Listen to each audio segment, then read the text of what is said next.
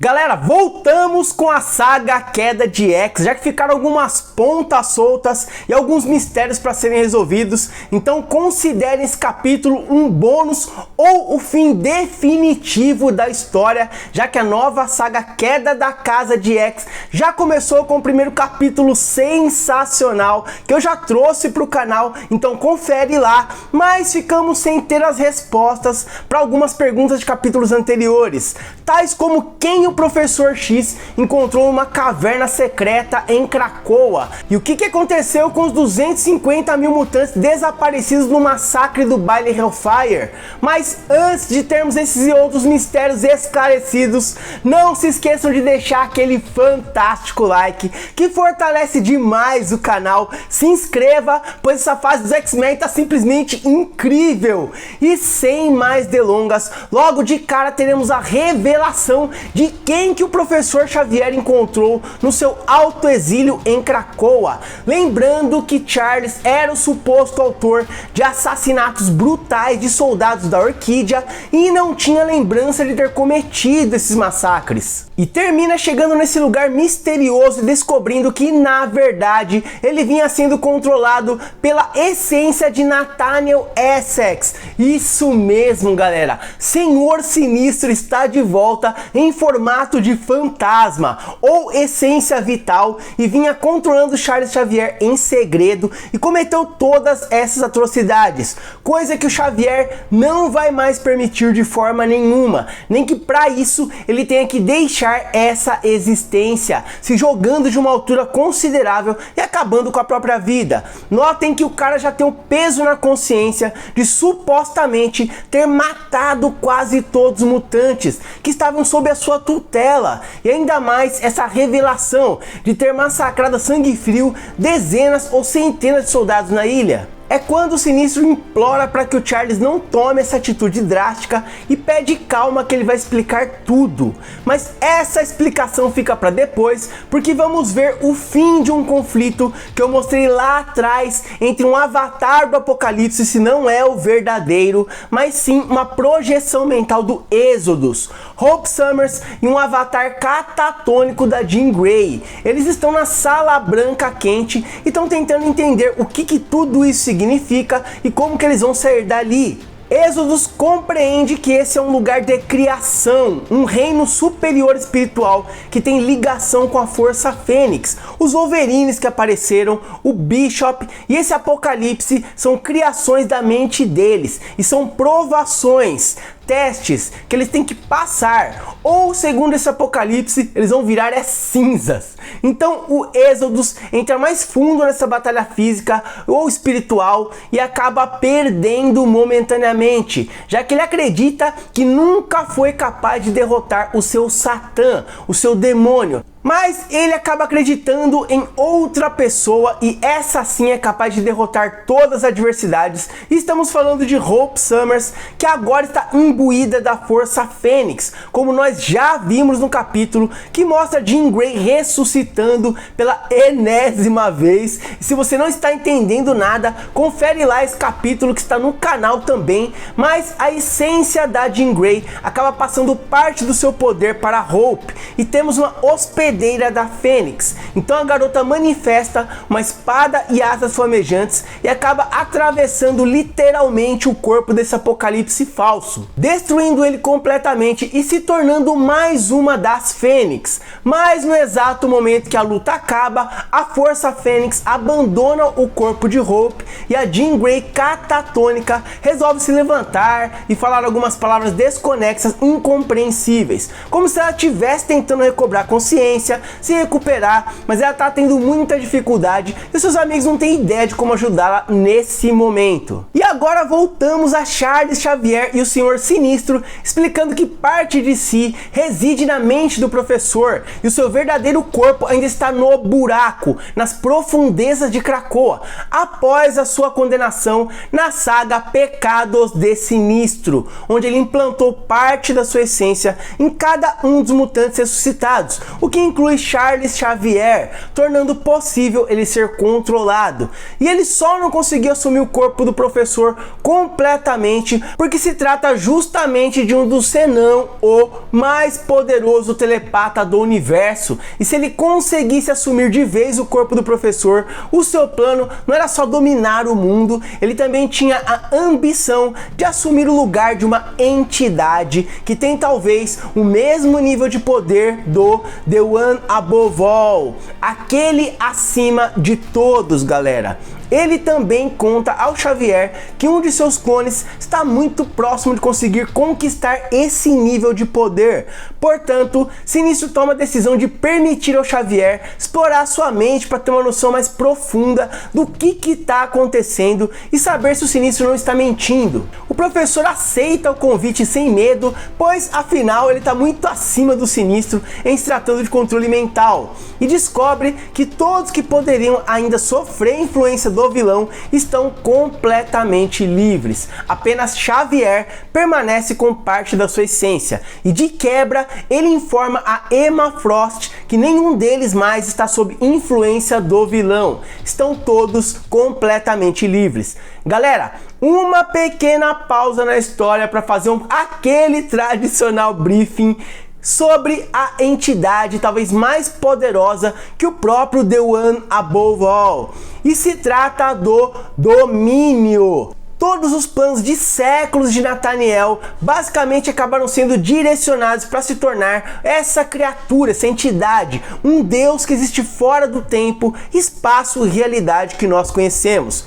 E o mais impressionante é que o Domínio pode alterar nossa realidade como ele bem quiser. Ele é o estágio evolucionário mais alto das máquinas e inteligências artificiais do universo.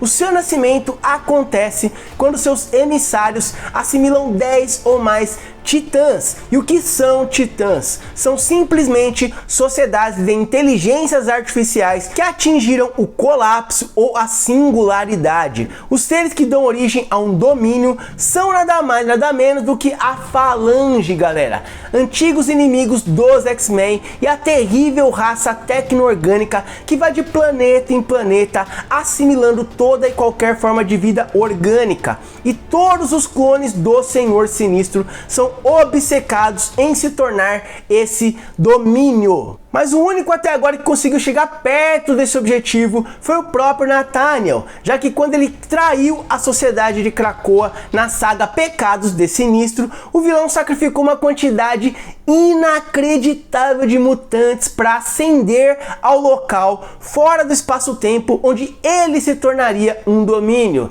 Nesse momento, o Sinistro ficou simplesmente extasiado, embriagado com a mera possibilidade de se tornar, segundo suas próprias palavras, significantemente mais perfeito que um deus. Então ele fica chocado ao descobrir que um dos seus clones já se tornou o domínio em outra realidade, espaço e tempo. Então, por enquanto, é impossível que ele alcance o tão sonhado objetivo de ser essa fucking entidade onipotente e onipresente. Ele pergunta quem é esse domínio e a resposta é simplesmente sensacional. Domínio diz que é um ser de infinito conhecimento e perspectiva. Ele pode responder a tudo, mas por enquanto basta a Sinistro saber que não é ele, e o Deus expulsa Sinistro dessa realidade. Então o maior mistério até o momento é saber qual dos clones do Senhor Sinistro se tornou o domínio e como isso aconteceu.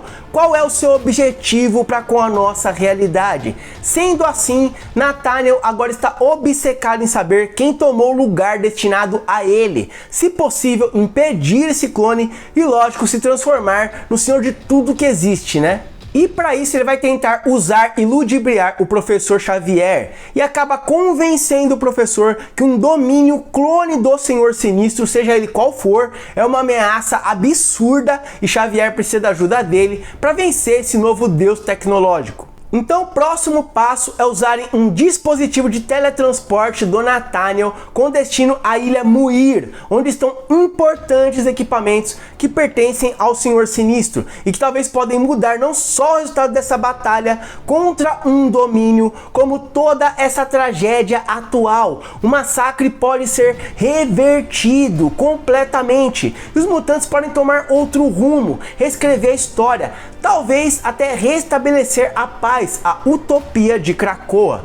Mas antes de vermos esse mirabolante plano em ação, vamos voltar à dimensão da Sala Branca Quente, onde a Sina descansava tranquilamente e vemos a Mãe Justa, que é um dos clones da esposa de Nathaniel Essex. Então lógico que ela também é obcecada em se tornar um domínio. Colocando finalmente o seu plano em prática, todos os peões agora estão em seus lugares, já que o Exodus e a Hope encontraram Jean Grey e ela é peça fundamental nos planos da vilã, que de cara pretende matar Sina, pois ela pode revelar seus planos para o futuro. No momento, os poderes da Sina não estão funcionando muito bem, pois eles estão num lugar fora do tempo e do espaço. Então visões muito distantes estão completamente nubladas. Tipo, ela não consegue enxergar o que vai acontecer daqui a 1000 anos no futuro, mas ela consegue saber o que vai acontecer alguns minutos à frente, algum tempo à frente, beleza? E finalmente, a Sina, que estava com uma pulga atrás da orelha, acaba descobrindo quem é a Mãe Justa. E não só isso, ela tenta dizer ao clone que não coloque seus planos em prática, pois isso pode comprometer toda a realidade. Óbvio que vilão, quando está obcecado, não ouve a voz da razão e consegue esfaquear a Sina. Um garotinho vê toda essa cena e sai correndo para avisar os outros heróis, enquanto Mãe Justa começa a invocar um feitiço. Ela é uma manipuladora de magia, galera, e uma planta gigantesca começa a atacar toda a comunidade mutante, servindo de distração para o verdadeiro objetivo da vilã: sequestrar e controlar Jean Grey, que tem uma ligação especial com esse lugar. Afinal, ela é considerada a hospedeira principal da Força Fênix e vai servir de fio condutor para levar a Mãe Justa ao local desejado pela vilã. Então as duas deixam o caos para trás e partem pelo deserto, com Jean Grey presa nessa corrente, levando a garota ao seu objetivo final. Mas por enquanto vamos voltar à chegada de Sinistro e Xavier à Ilha Muir, onde se localiza o motor Moira. Galera, o que é isso? Sinistro, sabendo das habilidades de Moira MacTaggert de morrer e reiniciar a realidade, enxergou a oportunidade perfeita de construir um universo à sua imagem e semelhança. Bastava clonar Moiras MacTaggert o suficiente e dar restart na realidade quantas vezes fosse necessário até ele dominar o universo. E ele realmente atingiu esse objetivo, galera, na saga Pecados de Sinistro. Nathaniel Essex construiu uma verdadeira distopia que durou 1000 anos, onde ele era o rei de tudo, e foi numa dessas distopias que ele acabou expulso pelo domínio de um de seus clones e decapitado pelo Ironfire. Não confundam com o Senhor de Asgard, o Odin, pois está muito parecido aqui, mas esse é um envelhecido Ironfire. E tudo isso é outra história sensacional que um dia eu vou trazer aqui para o canal, mas agora vamos voltar ao presente. A dupla procura essa sensacional máquina que pode resetar a realidade. Com as habilidades de Xavier, isso é muito fácil e eles acabam chegando ao laboratório do Sinistro, apenas para descobrirem que tá tudo destruído. Era bom demais para ser verdade, né, galera? Então, com a ajuda de Sinistro e o próprio intelecto do Xavier, não se esqueçam que o cara leu a mente dos principais cientistas do mundo e construiu o cérebro. Ele também manja dos paranauê tecnológico. Eles vão tentar recuperar alguma coisa que possa ajudar na missão, enquanto Xavier pergunta a extensão dos poderes de domínio. Bom, basicamente, o Senhor Sinistro explica que ele pode, de fora do nosso espaço-tempo, modificar tudo ao seu bel prazer. Inclusive o Xavier pergunta por que esse novo Deus não exterminou tudo logo de uma vez, ou simplesmente refez a realidade. E a resposta mais provável é que ele ainda não se acostumou com a onipotência, então eles têm que ser o mais rápido possível na missão. E Xavier consegue fazer o computador com as informações funcionar, e os dois descobrem que o domínio atual não pode ser nem o Dr. Stasis e nem Orbis Estelares, mas um clone sinistro que se dedica à exploração espacial, que também já tentou virar o domínio, mas falhou miseravelmente, assim como o Dr. Stasis e o próprio sinistro da Utopia Milenar. Xavier continua examinando os arquivos desse supercomputador e os dois acabam chegando a uma conclusão, que o único clone que possivelmente atingiu o nível domínio só pode ser a Mãe Justa, galera, que pareceu ser uma aliada em determinado momento, mas agora Charles percebe a gigantesca M que ele fez ao confiar nessa mulher, sem ter mais detalhes de quem se tratava, então eles têm que encontrá-la o mais rápido possível. Mas é uma pena, pois o professor não tem a menor ideia de que a Mãe Justa, a Sociedade Mutante e Jean Grey estão na Sala Branca Quente, e a vilã está muito perto de cumprir o seu objetivo de vida, pois a Jean catatônica, sem controle da sua mente, acaba conduzindo a mulher até essa estrutura que se localiza no centro dessa dimensão. E aqui nesse lugar temos mais um ponto especial de alteração da realidade. São muitos, né, pessoal? Aqui a história, o tempo e o espaço podem ser reescritos. Esse sempre foi o plano da Mãe Justa. Aqui, prestem atenção, temos a principal revelação do porquê os 250 mil mutantes vieram parar justamente aqui. Quem arquitetou tudo isso foi justamente a vilã. Os mutantes deveriam, segundo os planos da Orquídea, terem ido parar em Marte, junto da Aurora, no meio da guerra, mas acabaram vindo parar aqui com a manipulação mágica da vilã, reordenando os portais craconianos para ter em suas mãos a reencarnação da Jean Grey. Ela sabe que toda vez que Jean morre, em qualquer tempo, espaço ou realidade, ela vem parar aqui. Ela precisava de um corpo físico da Jean, criado a partir da lembrança dos mutantes, e controlá-la até esse local, esse branco vazio, onde a Fênix vai servir de tinta para escrever a nova realidade do destino da Mãe Justa. E como eu já repeti dezenas de vezes, sua obsessão é se tornar domínio. Então Mãe Justa esfaqueia Jean Grey, mesmo com a chegada de seus amigos, que são impedidos de chegar perto por novos e grotescos monstros criados pela vilã, e escreve o seu desejo, sua nova realidade em sangue. Mesmo sob todos os alertas da Sina, que está desesperada, previu o futuro e sabe que isso será desastroso e talvez o fim do universo. Mas já não tem mais tempo para nada. Mãe Justa escreve as seguintes palavras: era uma vez uma simples garota de Essex que se tornou o domínio e viveu feliz para sempre. E finalmente, como num conto de fadas, só que sem final feliz, Mãe Justa começa a perceber que há algo de errado. Uma página do passado começa a se levantar, revelando que outro ser já passou por ali e escreveu em fogo as seguintes palavras. No entanto, as meretrizes dessa história deveriam saber que sempre há um twist, uma virada. Olhe para trás.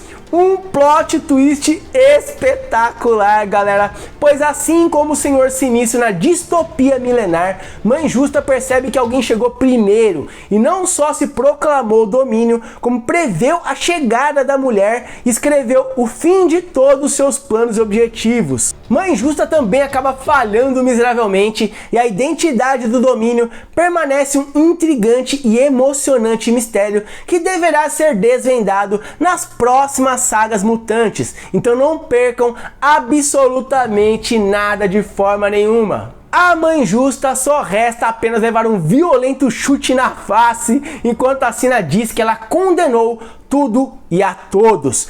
E você acha que a história terminou? Já vimos o Sinistro de Ouro, o Sinistro de Paus, o Sinistro de Espadas e o Sinistro de Copas. Lógico que está faltando o misterioso Sinistro Rei, galera. Então, muito obrigado por ter assistido mais esse emocionante episódio. Fiquem ligados que vem muito mais por aí. Não se esqueçam de deixar aquele like sensacional. E antes de encerrar completamente, vamos repetir aquela brincadeirinha que fizemos lá no finzinho da saga de Araco, onde foi revelado a volta do Magneto. Então poucos vêm até o finalzinho do vídeo, e quem vê até aqui, vamos fazer essa brincadeirinha de novo. Então escrevam nos comentários Rei Sinistro, beleza galera? Escrevam apenas Rei Sinistro.